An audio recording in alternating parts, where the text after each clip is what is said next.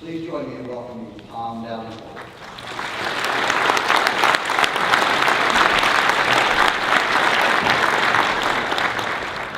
So what I'm going to talk about this morning is something that you are also embracing to some degree. You have a conference on big data, which I think is a great idea.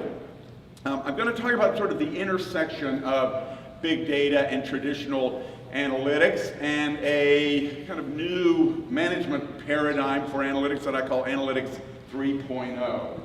So we get to this idea of 3.0, and I think we're sort of at the beginning of this today, where it's fast, pervasive impact that we're delivering in an age where the machines are getting smarter and smarter. The humans are not getting smarter and smarter, so that means, we have to turn over a little bit of our jobs to them. Analytics are used for data products, or data and analytics-based products, and decisions, but not so much the kind of ad hoc, hypothesis-driven decision process as in the past. It's got to be industrial strength now. It's got to be fast and frequent and something that really affects the business. Do we need small data? Absolutely. Do we need big data? Absolutely. We need a seamless combination of the two. And in fact, I think probably in this period it doesn't make any sense to talk about big data anymore. As I'll say in a second, it's really all data that matters. Analytics become integral to everything that organizations do. We have to do all of this very quickly, not necessarily using the formal agile methods, but we have to be agile in delivering our models. In many cases, we're going to push analytics out. This is the era of prescriptive analytics, where we're telling people how to do their jobs. I'll give you some examples of that in a second. And even if you're just a frontline person, you need to know something about how that decision was made and determined. So it's everybody's job. So, clearly there's going to be some organizations that are going to stay with Analytics 1.0. There's some big data only firms still in 2.0, but I think the bulk of large sophisticated organizations will kind of move into this environment fairly soon.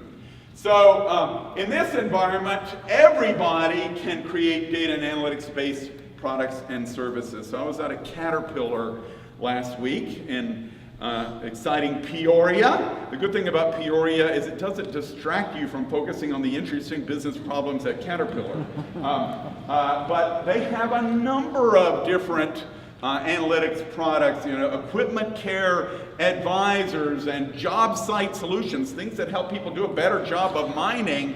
As one of the other people speaking suggested, there should be a big sign leaving the Peoria airport, Caterpillar. It's not just about big equipment, big machines, because increasingly the product is how do you become a more effective mover of earth and miner and that sort of thing. A lot of organizations, Caterpillar, a lot of other ones, quite interested now in the Internet of Things. What people don't often realize is the only value, or a big part of the value anyway, to the Internet of Things is the analytics of things. The ability to analyze all of that data coming off of sensors. And I would also say you really need a whole stack of things of things. There's the Internet of Things, the interconnection of things. All sensors that as far as I can tell, seem to have different data formats, so big levels of integration necessary. The analytics of things to understand it all, and then the execution of things to, if we ever do get internet-connected refrigerators, it's going to require a whole ecosystem of people who will automatically provision our refrigerator with the right size and kind of milk and so on. It'll make iTunes with Apple look like child's play in terms of what we have to pull off. So it's a big job. Analytics are clearly very important in it all. Continuous real-time analytics to match the speed of data. The thing about big data is it's not just big, it's fast flowing. And so this idea we're going to step aside and put some data in a warehouse and work on it for a while and then come back and hope that nothing had changed is really a little bit unrealistic. now in many cases. We have to figure out how we analyze continually and decide continually, and I don't think we've done that yet in many organizations. So what kind of data are we talking about here? 1.0, highly structured stuff over on the left. 2.0, we start to get into a little less structured with things like sentiment analysis and customer experiences and so on. 3.0 is basically all of the above. Intermingled as much as possible. More external than ever before. You know, Peter Drucker used to say the great problem with information systems is it's all internal data. And only now, it's too bad he's not alive to see, we're finally starting to focus on what's available from the outside world. It's not just Hadoop, it's not just data warehouses anymore, it's a whole variety of things to choose from. So I was talking to Wells Fargo as part of my study, and they said, well, yeah, we still have a big data warehouse. We call that Teradata Heavy. We have some data marts, we call that Teradata Light. We couldn't resist the siren call of Hadoop. It's so cheap, and we needed to explore some things with it. And we also established a new data discovery environment with Teradata Aster. So 4 different places to store data for analysis now. And they said we're also evaluating graph databases and vertically structured databases. So that could be 6. So it's a much more complex world for decision making in terms of what we do with our data now. What does this mean for people? I think little less reliance on just human brains. I was always a little skeptical of machine learning because, after all, if a machine comes up with a result, there's no human analyst to advocate for it, to explain it. In some cases, it's inexplicable. But, I was talking with IBM and Cisco about some of their propensity modeling for their sales force. Is this customer likely to buy from us? IBM does, I think, 5,000 or 6,000 models a year now. Cisco, 25,000 to 30,000 models a year.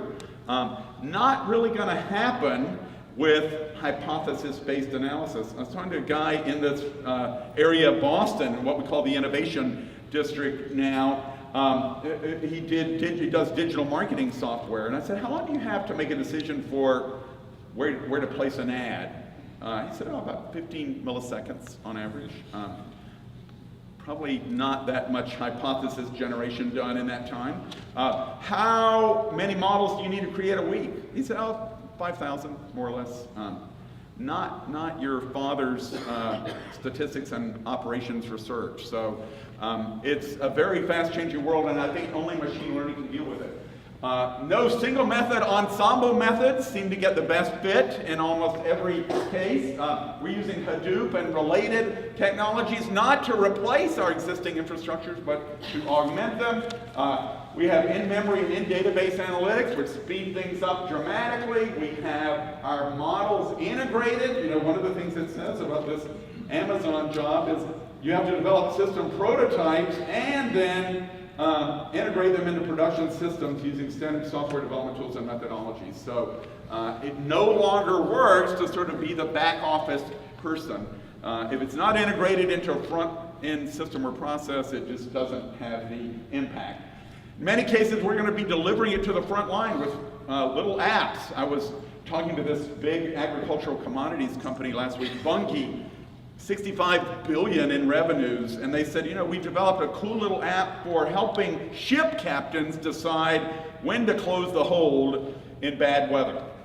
It sounds so little, but they said we can make millions of extra dollars a year if we optimize the time when the hold is closed before rain actually appears.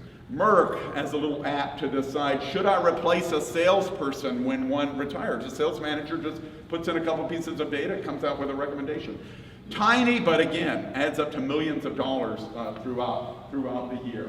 We need to get back to this era of data discovery, and we might need new platforms for doing that, not just the data warehouse that worked so well for a while. The teams look like a blend of everything: business, IT, analytics, computer science. Can any one person do it all? I doubt it. But we can certainly have teams that pull all those skills together. and to oversee it all. Don't just be satisfied with internal decision making, but start to look at product and service innovation. You don't want to be left out of that if it's happening in your organization. Add a dash of Hadoop and a pinch of NoSQL to your technology toolkit.